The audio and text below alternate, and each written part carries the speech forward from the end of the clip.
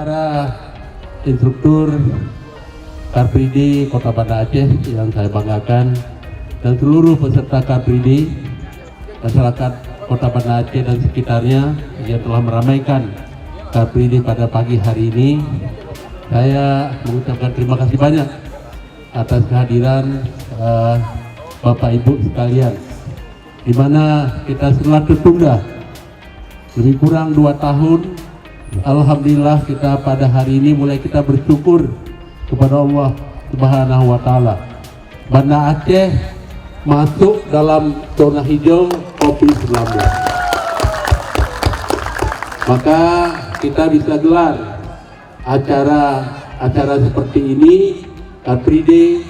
Hari ini juga kita akan ada drum band di sekitar Taman Sari, perlombaan drum band. Kemudian juga sedang kita gelar Expo Banda Aceh Gemilang di Taman Sari.